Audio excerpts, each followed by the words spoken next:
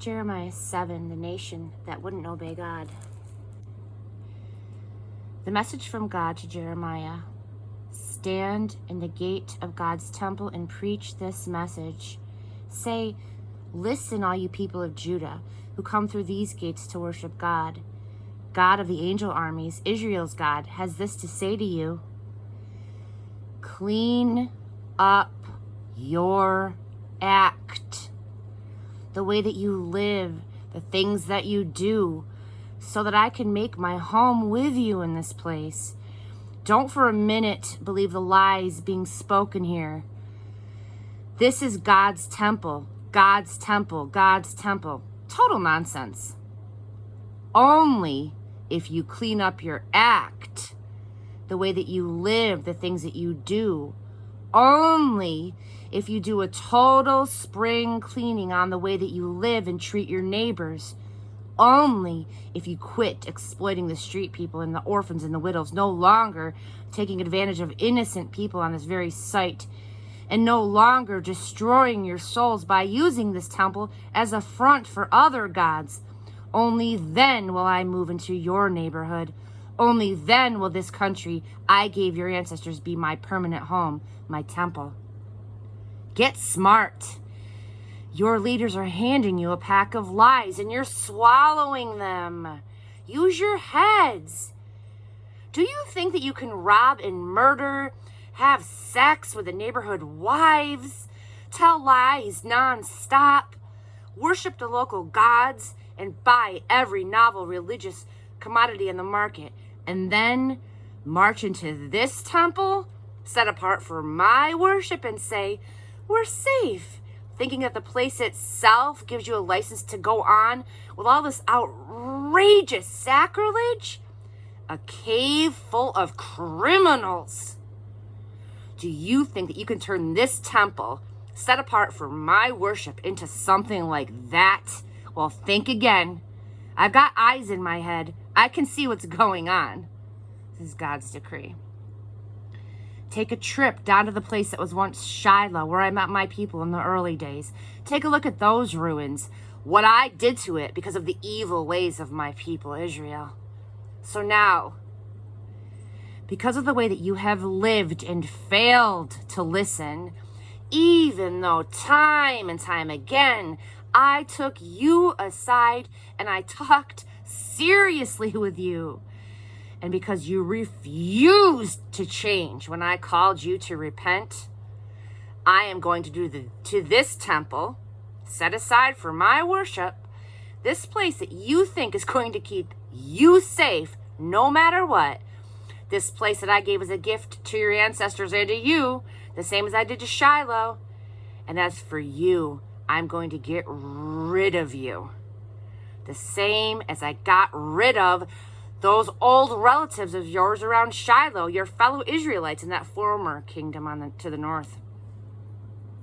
And you, Jeremiah, don't waste your time praying for this people. Don't offer to make petitions or intercessions. Don't bother me with them because I am not listening. Can't you see what they're doing in all of the villages of Judah and the Jerusalem streets? Why, they've got the children gathering wood while the fathers build fires and the mothers make bread to be offered to the, quote, Queen of Heaven. And as if that were not bad enough, they go around pouring out libations to any other gods that they come across just to hurt me. But is it me they're hurting? This is God's decree. Aren't they just hurting themselves, exposing themselves shamefully, making themselves ridiculous? Here's what the Master God has to say. My white hot anger is about to descend on this country and everything in it. People and animals, trees in the fields and vegetables in the garden. A raging wildfire that no one can put out. The message from the God of the angel armies, Israel's God, is this. Go ahead. Put your burnt offerings, all of your other sacrificial offerings, and make a good meal for yourselves. I sure don't want them. When I delivered your ancestors out of Egypt, I never said anything to them about wanting burnt offerings and sacrifices as such. But I did say this. I commanded this. Obey me. Do what I say, and I will be your God, and you will be my people. Live the way that I tell you. Do what I command, so that your lives will go well. But do you think that they listened? Not a word of it. They did just what they wanted to do. Indulged any and every evil whim and got worse day by day. From the time your ancestors left the land of Egypt until now, I have supplied a steady stream of my servants, the prophets. But do you think that the people listened? Not once. Stubborn as mules and worse than their ancestors. Tell them all this, but don't expect them to listen. Call out to them, but don't expect an answer. Tell them, you are the nation that wouldn't obey God, that refused all discipline. Truth has disappeared. There's not a trace of it left in your mouths.